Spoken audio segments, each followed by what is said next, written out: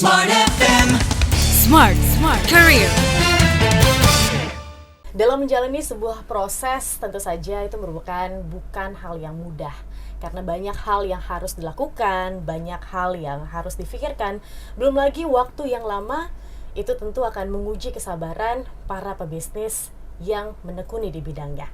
Di kesempatan kali ini, Smart Listener, Smart Business, saya Tasya Rustama akan menemani Anda. Kita akan bahas bagaimana bisa bersabar dalam sebuah proses yang dijalani dalam sebuah bisnis.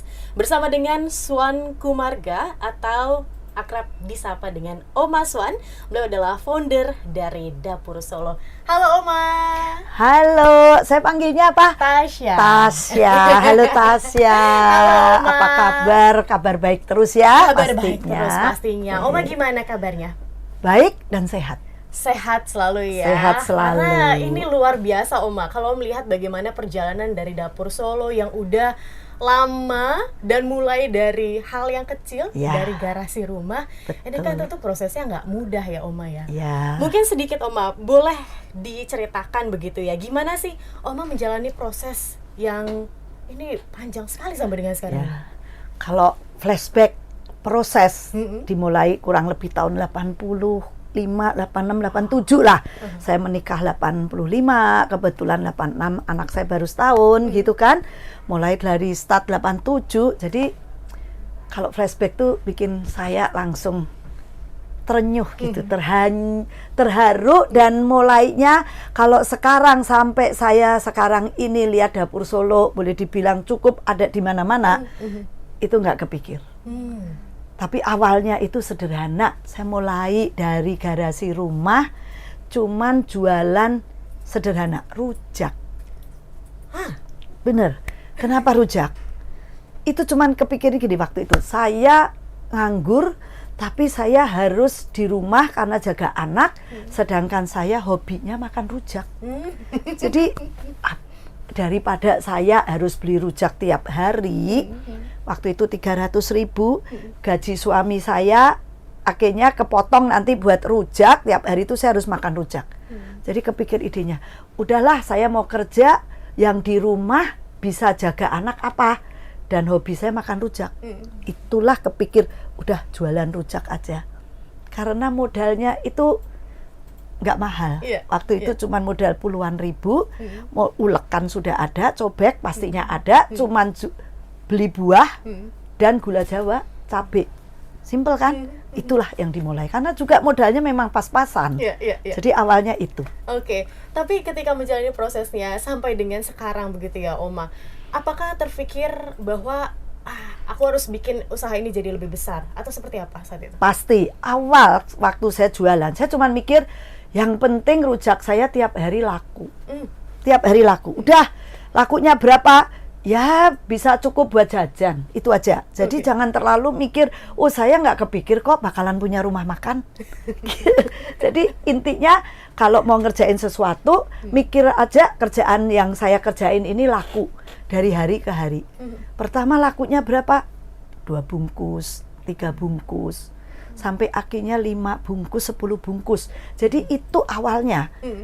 Mikir ratusan bungkus enggak. Tapi pada saat day to day-nya dari hari tadi yang kita harus bersabar dalam proses, ya itu memang harus sabar. Tapi di samping sabar kita harus mikir besok gimana ya gitu. Kalau nggak laku apalagi. Dan itu bener. Pertama, bulan pertama laku kenceng karena saya pakai brosur. Brosur itu saya tulis tangan, spidol, terus 1 folio bagi 2, fotokopi supaya ngirit. Setiap sore sambil ngasuh anak, ngomong anak di perumahan jalan-jalan, saya sebarin brosur ke rumah-rumah. Jadi itulah proses, semua itu ada proses. Mikir caranya supaya laku di rumah, di real estate gimana. Siapa orang yang mau datang, rumah saya di gang. Saya harus jemput bola, harus ngasih selebaran. Nah kebetulan keren, jualan rujak kan harusnya didorong. Abang-abang dorong atau mbok-mbok. Saya jualannya pakai telepon. Karena kebetulan di garasi, di rumah itu kan rumah inventaris, pinjaman dari perusahaan suami saya. Dikasih telepon Telkom 021. Jadi gampang, orang pesen telepon aja. Ada mau rujak telepon aja loh. Simple, mau rujak telepon aja. Responnya begitu terima brosur, besoknya saya ditelepon jualan rujak. Kan mana ada jualan rujak pakai telepon pada saat itu. Nah, kita harus punya terobosan-terobosan unik. Nah, akhirnya siapa yang beli? Ya pastinya tetangga-tetangga.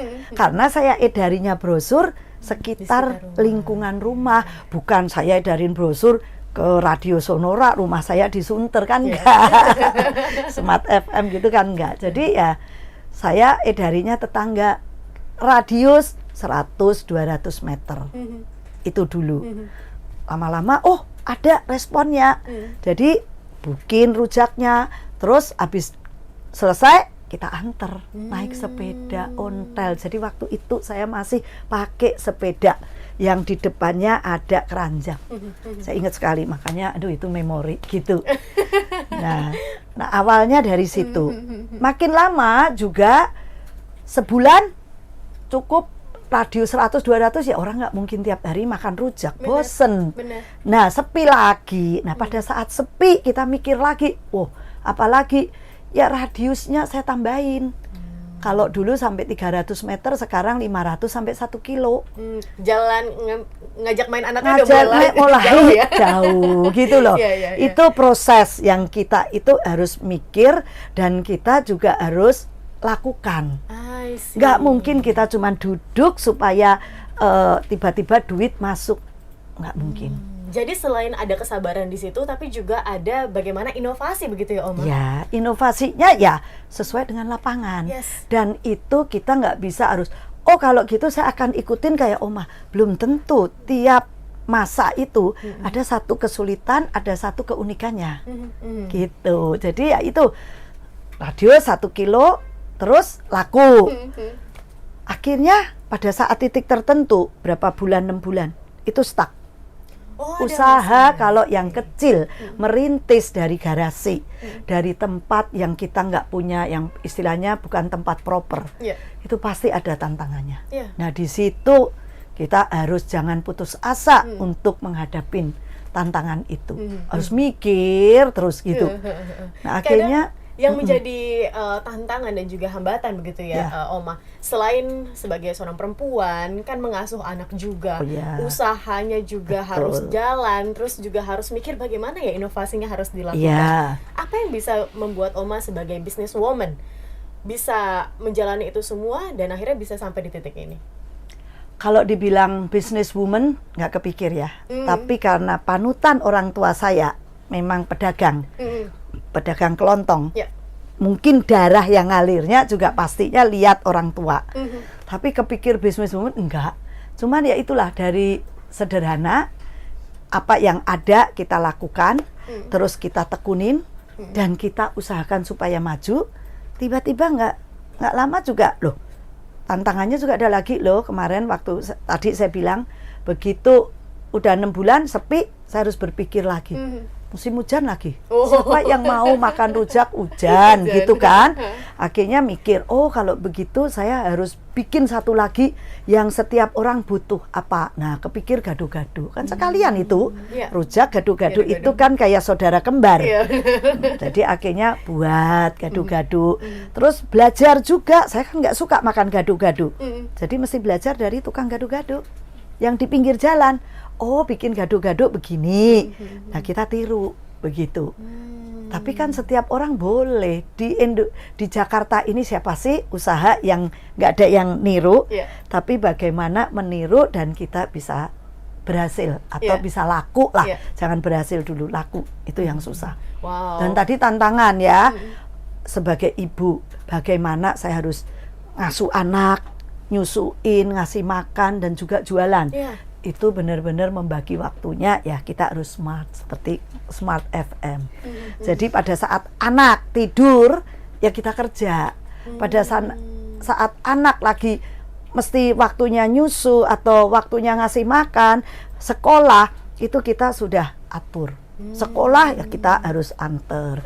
Jadi fungsi seorang ibu bahwa rumah tangga, ngatur suami dan anak, memberi makan anak, masak, itu benar-benar sama kerja nggak mudah. Iya. Tidak mudah. Baik, ada konsekuensi di Ya. setiap segala hal tindakan yang Ya. kita lakukan begitu ya Ya. Oma ya, termasuk juga menjadi seorang pebisnis. Ya. Mungkin Oma, adakah yang bisa Oma berikan saran kah atau masukan untuk mungkin para pebisnis yang sekarang masih stuck di itu juga, di jalan itu juga Oma, agar dalam prosesnya tidak hanya tadi yang saya ambil dari Oma yang nggak cuma bersabar aja, tapi juga ada inovasinya di situ, ada mikir otaknya juga, gimana ya caranya agar bisnisnya bisa lebih berkembang. Silakan Oma. Ya. Jadi hidup itu kan punya pilihan. Mau jadi pebisnis itu juga punya pilihan. Mau sukses atau mau biasa-biasa aja atau mau stuck gitu aja akhirnya tutup. Itu pilihan. Nah, kalau kita mau sukses, ya pastinya inovasi tadi harus terus mikir. Inovasi nggak bisa menjiplak dari kata itu apa? Mentor itu yang biasa apa itu? Motivator. Motivator. Motivator boleh kita ikutin. Itu kan tip-tipsnya. Tapi yang paling harus kita tahu ya di lapangan itu sendiri kesulitan dan apa peluang itu kita nggak bisa temukan. Bahkan pada saat nanti orang yang mau bisnis, Ma aku perlu ini. Enggak, itu harus dicari dan diciptakan sendiri peluang itu. Jadi jangan ikut-ikutan. Ada bisnis yang ikut-ikutan. Beli franchise, laku. Tapi kalau nggak dikerjain, asal pokoknya nggak ada lah duit datang sendiri tanpa kita melakukan sesuatu. Itu nggak mungkin. Kita harus cari duit, bisa datang kalau kita juga melakukan sesuatu. Dan tekun, terus kita terus kulik, itu pasti duit akan mencari kita juga. Gitu. Luar biasa, terima kasih Oma untuk insight-nya di kesempatan kali ini. Kita ketemu lagi ya Oma di dalam edisi lainnya di podcast Smart Business. Dan Smart Listeners, itu dia tadi insight yang kita dapatkan dari seorang pebisnis yang luar biasa ya, sudah puluhan tahun begitu Smart Listeners sampai dengan detik ini, dan real ada bisnisnya, restorannya ada ya Oma ya. Sekarang sudah berapa cabang? Sekarang kalau nggak salah saya sampai nggak ngitung ya, 50-an. Wow, 50-an. Jadi masih eksis dari tahun 88 sampai sekarang. Dari garasi rumah sekarang sudah jadi restoran yang 50 cabang kurang lebih ada. Seorang Om Aswan, beliau adalah founder Dapur Solo. Kita ketemu lagi di dalam podcast edisi lainnya, dan pastikan Anda ikuti edisi-edisi yang lain. Dan akhir kata, saya Tasya Rustama dan Oma Suan Kumarga, kami pamit undur diri. Terima kasih dan sampai jumpa. Smart FM. Smart Career. Make your future better.